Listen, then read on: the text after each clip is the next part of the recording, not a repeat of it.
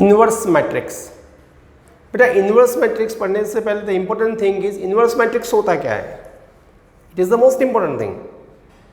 अगर हमें यही मालूम नहीं कि इन्वर्स मैट्रिक्स होता क्या है तो हम पढ़ेंगे कैसे भाई? यस और नो? तो इन्वर्स मैट्रिक्स राइट तो कैसे पढ़ते हैं बेटा? बहुत सिंपल है। For any matrix A, for any matrix A right, for any matrix A if A B is equal to I is equal to B A होता है। For any matrix A B I equal to B A होता है। तो आपको लगता है B है क्या? राइट बताता हूँ धीरज रखो। Okay, for any matrix A अगर A B equal to I equal to B A होता है तो B is the inverse matrix. B is the inverse matrix. But किसके लिए? बट किसके लिए? तो B is inverse matrix for matrix A, for matrix A. Matrix A के लिए ये आपका इनवर्स मैट्रिक्स हो जाएगा।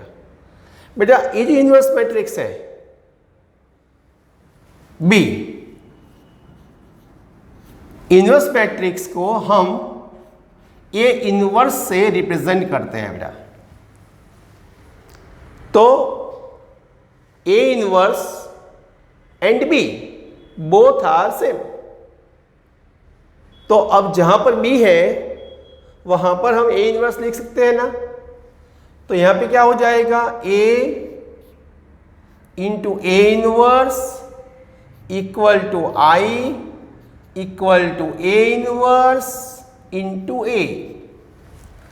तो कोई भी मैट्रिक्स के लिए अगर A into A inverse equal to I होता है या ए इनवर्स ए होता है तो आप ए इनवर्स को ए का क्या बोल सकते हो भाई? Inverse matrix. A inverse matrix हो गया ए के लिए राइट। तो ये आपका इनवर्स मैट्रिक्स है। अब हमने इनवर्स मैट्रिक्स तो बेटा फाइंड कर लिया राइट ऐसे। बट उसका प्रोसेस क्या है? इनवर्स मैट्रिक्स पॉसिबल कब होता है? कौन सी कंडीशन फॉलो होती है तो इनवर्स मैट्रिक्स हम फाइंड कर सकते हैं राइट। तो हमारा सेकंड कंडीशन हमारा ये है कि ए इनवर्स फाइंड करने से पहले हमारे पास डिटर्मिनेंट ऑफ ए फाइंड करना पड़ेगा। अब डिटर्मिनेंट ए की दो वैल्यू होती है बेटा, सबको मालूम है। एक इक्वल टू 0, एक non equal to 0 right. Non equal to 0 को हम क्या बोलते हैं? Non singular matrix. Sorry, equal to 0 and non equal 0 को हम non singular matrix and singular matrix से डिफाइन कर सकते हैं राइट। तो हमें पहले ये चेक करना पड़ेगा कि नॉन सिंगुलर एंड सिंगुलर में फ़र्क क्या है भाई।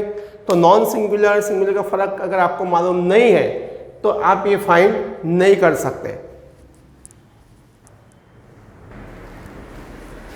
तो नॉट इक्वल 0 को हम क्या करते हैं बेटा? तो इसको बोलते हैं non singular matrix. Non singular matrix and इसको बोलते हैं हम सिंगुलर मैट्रिक्स। यस और नो? तो ए इनवर्स फाइंड करने से पहले ये कंडीशन बहुत जरूरी है कि determinant of a non singular होना चाहिए, तभी आप इनवर्स फाइंड कर सकते हो राइट। अब हमने चेक कर लिया कि भाई ये जो हमारा मैट्रिक्स है वो नॉन सिंगुलर है।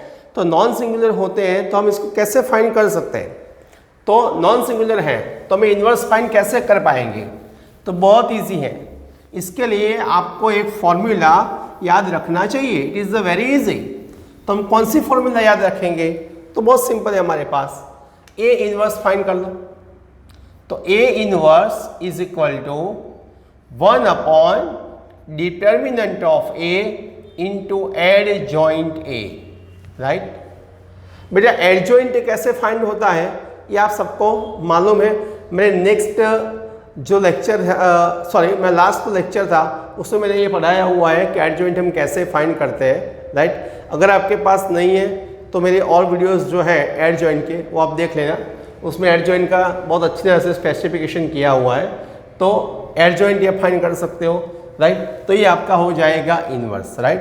तो ये इन्वर्स मैट्रिक्स फाइंड करने के लिए सबसे बेस्ट मेथड है हमारे पास, राइट। सपोज मैं यहाँ पे कुछ क्वेश्चन दे रहा हूँ यहाँ पे कि इन्वर्स फाइंड करना है। मेरे पास A इक्वल टू यहाँ पे मैट्रिक्स है 1 2 3 एंड 4। मुझे इसके लिए A इन्वर्स फाइंड करना है, तो वेरी इजीली हम फाइंड कर सकते हैं बेटा। फर्स्ट हमें क्या फाइंड करना पड़ेगा, तो हमारा फर्स्ट स्टेप जो होता है, मैं यहाँ पे फर्स्ट स्टेप लिख रहा हूँ। फर्स्ट स्टेप जो हमारा होता है डिटर्मिनेंट ऑफ A, राइट। 1 3 2 4, तो यहाँ पे आ जाएगा 4 - 6 equal to -2 is not equal to 0। तो यहाँ पे आप लिख सकते हो कि A इनवर्स एग्जिस्ट। ये आपका फर्स्ट स्टेप क्लियर हो गया। देन आफ्टर आपको सेकंड स्टेज, आपका सेकंड स्टेप क्या है, तो आपका सेकंड स्टेप है आपको एडजॉइंट A फाइंड करना है। तो एडजॉइंट A फाइंड कर लो भाई। 2 क्रॉस 2 के लिए एडजॉइंट तो फाइंड करना बहुत इजी है ना। इसको इंटरचेंज कर लो 4 and 1 और साइन ऑपोजिट कर दो, राइट। तो आपका एडजॉइंट हो गया। 2 क्रॉस 2 लिए तो बहुत इजी है यार, यस और no. Second stage complete. Now the third stage. Third stage हमारा होता है A इनवर्स फाइंड करना, तो A इनवर्स हो गया। तो A इनवर्स इक्वल टू क्या होता है, 1 upon determinant of A into adjoint A। भाई A की वैल्यू क्या है, -2, तो यहाँ पे रख दो 1 अपॉन -2 एंड 4 -3 -2 1, राइट। तो ये आपका हो जाएगा A इनवर्स, राइट। तो किसी भी क्वेश्चन के लिए आप ऐसे ही A इनवर्स फाइंड कर सकते हो। वो 2 क्रॉस 2 है या 3 क्रॉस 3 है, उसमें कोई फर्क नहीं पड़ता। मैं एक और क्वेश्चन दे रहा हूँ 3 क्रॉस 3 के लिए।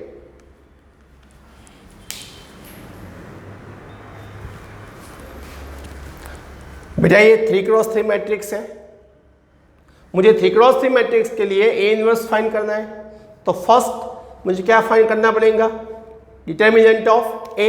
तो डिटर्मिनेंट ऑफ फाइंड कर लेते हैं। यहाँ पे A is equal to 5 0 4 8 2 3 1 1 -1, right. Now मैं इसको सिंप्लीफाई कर रहा हूँ, तो मैंने यहाँ पे डिटर्मिनेंट ऑफ A फाइंड कर लिया। Minus is not equal to 0, that means A inverse is exist,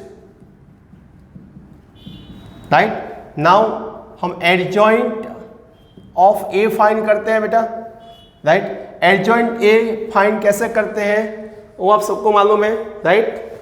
5 इसको प्रेस कर दो, इसको प्रेस कर दो। यहाँ पे -2 हम लिखते हैं, यहाँ पे -2 एंड -3, राइट। -2 एंड -3 लिखते हैं, राइट। एक्सपांसन करना है रो का और लिखना है कॉलम को। एक्सपांसन करना है रो का एंड लिखना है कॉलम का। मैंने एडजॉइंट का ऑलरेडी वीडियो बनाया हुआ है, आप देख सकते हो कैसे एडजॉइंट फाइंड करते हैं। मैं यहाँ पर डायरेक्टली आपके आंसर में लिख रहा हूँ। तो मैंने यहाँ पे एडजॉइंट A फाइंड कर लिया, राइट। अब डिटरमिनेंट A भी आ गया, एडजॉइंट आ गया। A वैल्यू में कहाँ पे रखनी है, तो A इनवर्स में। तो हम यहाँ पे A इनवर्स लिख रहे हैं। तो A इनवर्स इक्वल टू क्या होता है बेटा, 1 upon determinant of A into adjoint A। तो 1 upon determinant of A -1, so 1 upon -1 and adjoint A क्या होता है, यहाँ पे लिखा हुआ है -5 4 एंड -8 11 -9 एंड 17 एंड 6 -5 10। ओके बच्चों, तो आप ऐसे 3 क्रॉस 3 भी इनवर्स फाइंड कर सकते हो, बहुत इजी है, राइट। तो ये आपके लिए 2 क्रॉस 2 एंड 3 क्रॉस 3 के लिए इनवर्स का जो टॉपिक था वो मैंने यहाँ पे डिस्कस कर लिया है। अगर आपको कोई भी प्रॉब्लम है तो आप कमेंट बॉक्स में या मेरे व्हाट्सएप नंबर पे कमेंट करके लिख सकते हैं। And please subscribe and like the channel.